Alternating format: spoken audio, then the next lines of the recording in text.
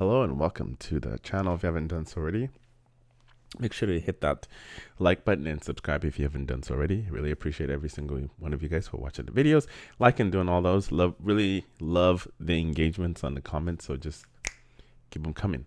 So without wasting any more of your precious time, we now have a little bit more information about the Ioniq 5N. So it's gonna have obviously more power. I covered it more in a previous video, and then we went into like the different modes that it's gonna have, which is really sick in my opinion. Right there off the rip, 641 horsepower, 568 foot-pounds of torque, and it's gonna have fake transmission, drift mode, top speed of 162 miles per hour. It's gonna have a 84 kilowatt battery, so it's a bigger battery than the I want to say not that, honestly it's like 7 more kilowatt, because it comes the other ones come with a 77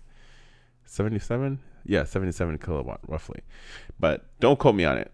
It's gonna have and shift and sound as well too, so I'm not a big fan of those. You guys know how I feel about those. So like I said, I've covered this in detail, this particular video. So, but anyway, let's go ahead and check out the post, and as well as the release date. I will reveal that to you as well. So let's go and do it. I think the interior could have used a little bit more. I don't know. Maybe it feels. I feel like it needs something else on it. But anyway, so this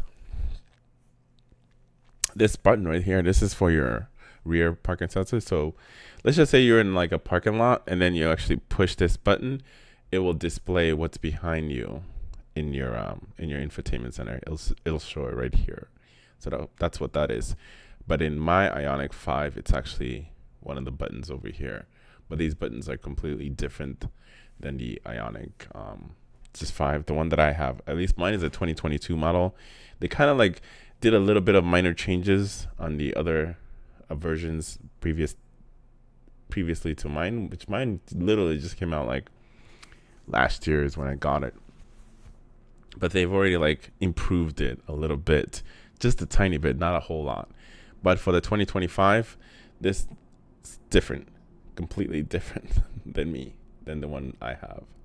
So different. And then they moved a lot of the buttons over, so the media, and then I also had like there's the map, and then there was a navigation. So you do get like a physical button to for your tune and shit. So that's different. And I always like the little squares. I dig those. I'm a sucker for those. I'm not gonna lie. I think that was one of the hugest selling points for me. And then you have steering wheel options. This is for your mode, so you can switch it to different modes as well too.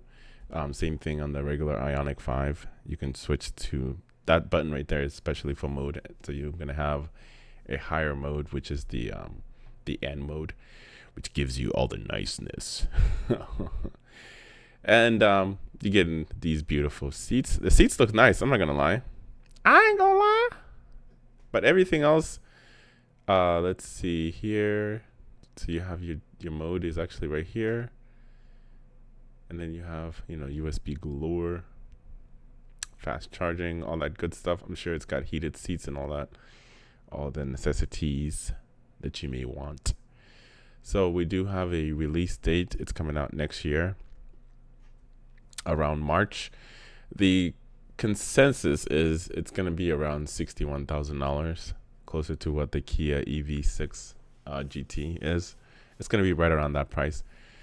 Ioniq 5 has been priced slightly higher than the Kia EV6 GT, which has an MSRP of $61,000. For instance, in Australia, the Ioniq 5N commands an additional $11,000, or approximately $7,200 above the EV6 GT price tag. If Hyundai maintains a similar price strategy, we can anticipate the Ioniq 5N to fall in the mid to high $60,000.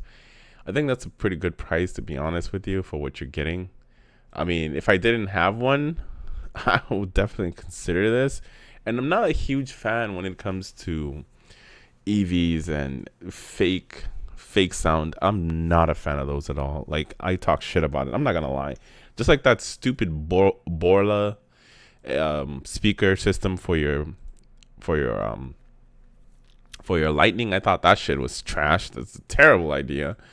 I mean, let's say you go off road and you go into, like, mud and water. What happens? What happens to the speaker? So, but I love the design of this. I mean, I fell in love with the Ioniq 5 before, like when it first was announced, and that's the reason why I ended up with one. That and my commute was extremely far, so it was saving me a bunch of money at the time. Gas prices was just fucking insane. It was up to like almost $6 per gallon, and I needed premium gasoline, so it was just not viable. So an electric car was the alternative option for me, which I'm completely happy with my Ioniq 5. No major issues. I take it to the dealership. They just do the tire rotations, and that's pretty much it. And then they reset the maintenance light. Not that it needs any maintenance, to be honest. So you got the N E-Shift mimics dual clutch transmission feel, which is I don't know. I mean, it's nice for them to kind of trying to incorporate some of these stuff. I like it when car manufacturers are actually taking chances and trying something, something that we're used to, and trying to implement that on EVs, which is cool. I mean, Toyota is notorious for doing that, taking chances, making these different kind of vehicles and stuff like that, which I really, really do appreciate it. But there's certain things that just shouldn't be there. And the main thing is we don't need no fake sounds. All right. It's an EV. You don't want somebody to hear you coming. I want to sneak up on your ass, bitch. I want to sneak up. But I guess the good thing about it is you can always turn all that shit off, which is cool. So the output is 601 horsepower and 641, horsepower. 641 to 641 output and grain boost. And then obviously the charging, that's one thing that I can honestly say that I am super impressed on, is the chargings.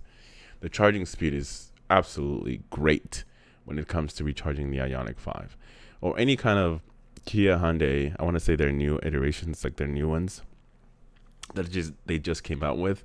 All the charging speeds are extremely fast. Like, I get these speeds when the temperatures are right, but during the summertime, I do get it takes a little bit longer. Just like when it's cold, it takes a little bit longer. But when the temperature is just right, man, I'll be done from 10% to 80% in about 16, 17 minutes. It's absolutely fast. And I don't even need to get this. I don't get 350. I think the most I get like 278 kilowatt, but it is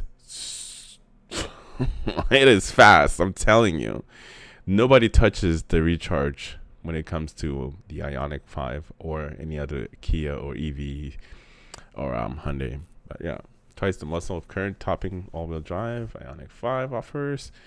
But yeah, I dig it. I dig the styling. I love it.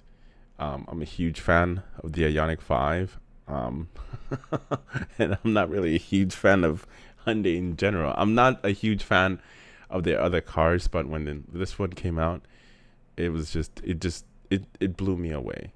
I mean, there's certain things that I have problems with, but with all its flaws, it's still a very good vehicle. And I've been enjoying the crap out of mine. It gets plenty of range, especially since I've been driving more city.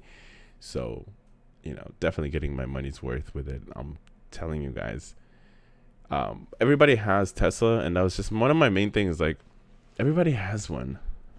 Everybody has a fucking Tesla, and I didn't really care for Teslas, to be completely honest. And at the time, there was no incentive for you to purchase a Tesla. So I didn't see a reason why for me to purchase one. So I just decided that I fell in love with the Ioniq 5, so it just made sense.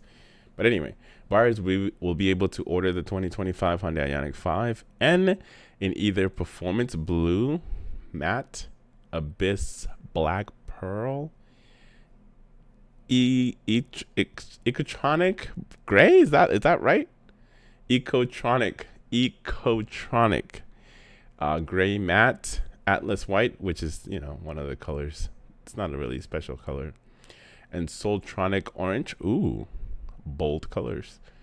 These are some bold colors there.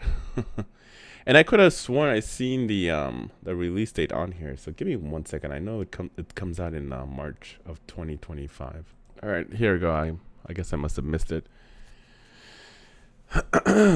We do know that this high performance EV is set to hit US dealerships in March 2024, promising to inject some serious excitement into the segment. So I'll definitely try to see if I can get into it. But if they have it in the LA Auto Show, I got to make sure that I make a list on certain cars that I want to check out.